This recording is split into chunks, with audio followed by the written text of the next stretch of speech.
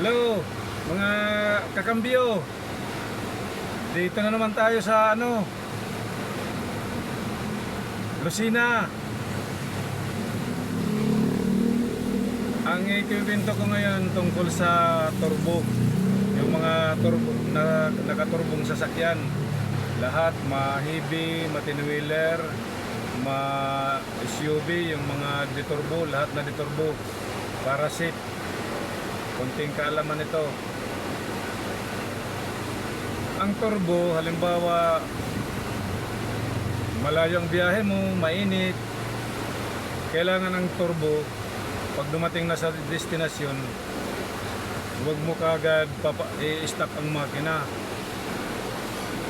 Hayaan mo muna kung truckman, conforme sa panahon, kung mainit na mainit, anuhin mo muna kahit mga 20 minutes bago mo i-stop ang makina.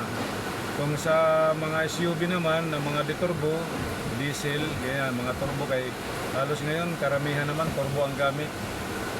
Huwag mo nang i-stop kahit mga 15 minutes o 20 minutes, wala namang maano dyan, para lumamig ang makina ng konti, para yung oil sa ng turbo hindi siya manigas doon, para lumamig ang makina, hindi tumigas ang kasi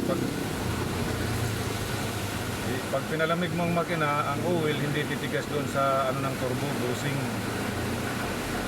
Ngayon, ang maganda ron, ang turbo, ang pinaka-importante dyan yung yung pag in-stop mo na ang makina, susi lang ang iikutin mo.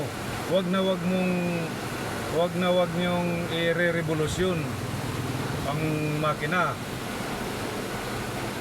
Delikado ang turbo, tatamaan dyan. Kasi ang turbo, pag i-revolusyon mo ang makina, bago mo i-stop ang pag nag-revolusyon ka, pagkatapos in-stop mo ang makina, ang turbo, iikot pa yan hanggang kung sa truck, hanggang 4 minutes pa yan, 3 minutes, iikot yan. Umiikot na yung turbo, i-stop ng makina, wala nang supply na oil kasi stop ng makina eh. Tapos yung turbo mo, umiikot pa yan.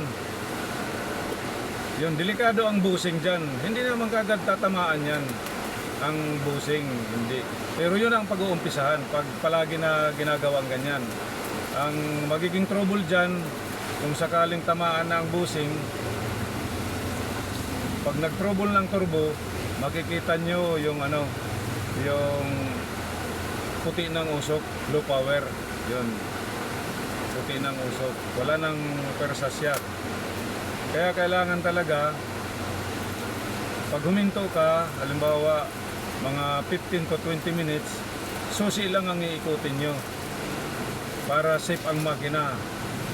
Ang turbo mo, umikot man, mga 30 seconds lang, i-stop na yan kasi mahina naman ang ikot ng turbo niyan. Kasi yun ang delikado pag nag-revolusyon pa, lalo na kung ang RPM mo hanggang nag-RPM ka ng mga 15 pa, delikado. Matagal huminto ang turbo kasi hangin yan ang nagdadala. Yun, tatamaan ang bushing. Hindi naman kagad siya masisira, pero yun ang pag-uumpisahan pag na palaging ganyan.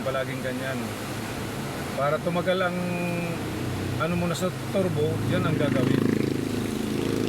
Hindi stop, kasi yun ang delikado. Kasi pag in-stop mo ng makina, nagka-revolusyon ka, ang turbo iikot, wala namang supply na oil kasi stop ng makina eh.